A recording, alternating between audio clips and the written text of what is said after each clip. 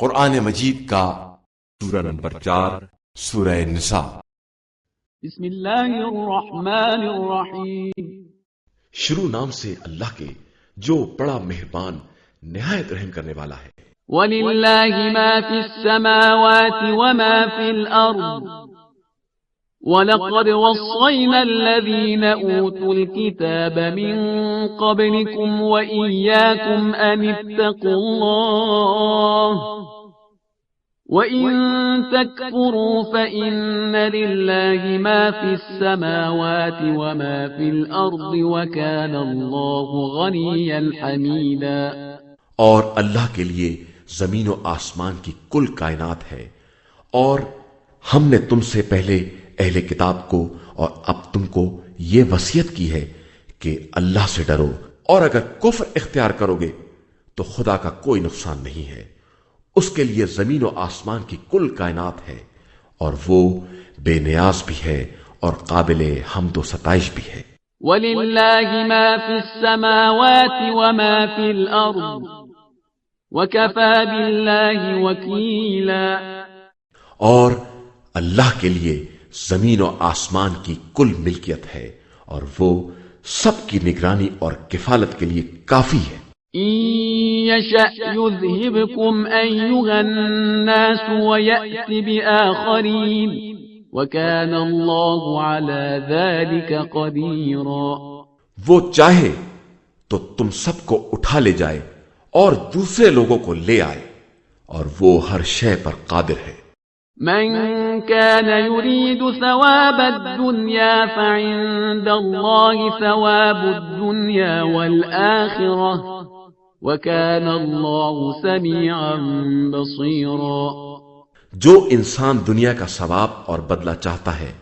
اسے معلوم ہونا چاہیے کہ خدا کے پاس دنیا اور آخرت دونوں کا انعام ہے، اور وہ ہر ایک کا سننے والا اور دیکھنے والا ہے۔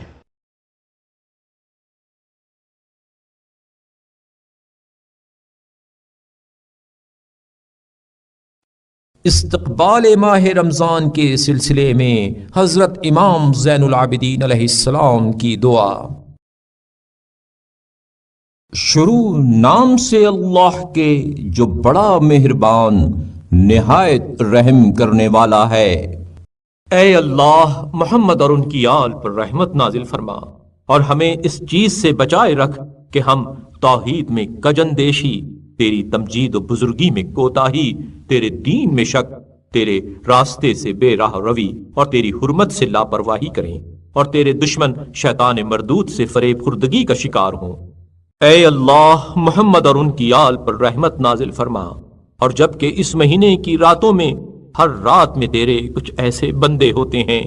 جنہیں تیرا عفو و کرم آزاد کرتا ہے، کیا تیری بخشش و درگزر انہیں بخش دیتی ہے؟ تو ہمیں بھی انہی بندوں میں داخل کر اور اس مہینے کے بہترین اہل و اصحاب میں قرار دے۔ اے اللہ، محمد اور ان کی آل پر رحمت نازل فرما، اور اس چاند کے گھٹنے کے ساتھ ہمارے گناہوں کو بھی محو کر دے، اور جب اس کے دن ختم ہونے پر آئیں تو ہمارے گناہوں کا وبال ہم سے دور کر دے، تاکہ یہ مہینہ اس طرح تمام ہو کہ تو ہمیں خطاؤں سے پاک اور گناہوں سے بری کر چکا ہو۔ اے اللہ، محمد اور ان کی آل پر رحمت نازل فرما، اور اس مہینے میں اگر ہم حق سے منہ موڑیں تو ہمیں سیدھے راستے پر لگا دے، اور کجروی اختیار کریں تو ہماری اصلاح و درستگی فرما، اور اگر تیرا دشمن شیطان ہمارے گرد احاطہ کرے تو اس کے پنجے سے چھڑا لے۔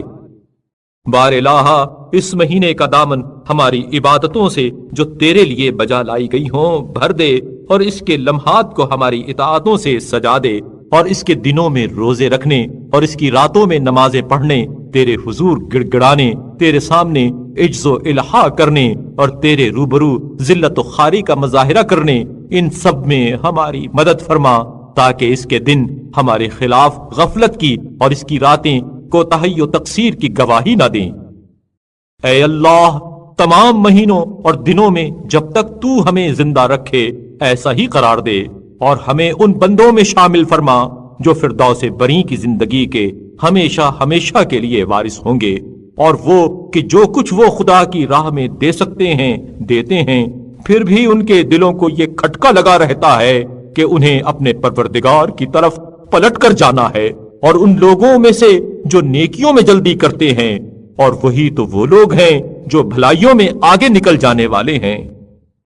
اے اللہ، محمد اور ان کی آل پر ہر وقت اور ہر گھڑی اور ہر حال میں اس قدر رحمت نازل فرما جتنی تو نے کسی پر نازل کی ہو، اور ان سب رحمتوں سے دگنی چوگنی کہ جسے تیرے علاوہ کوئی شمار نہ کر سکے۔ بے شک تو جو چاہتا ہے وہی کرنے والا ہے۔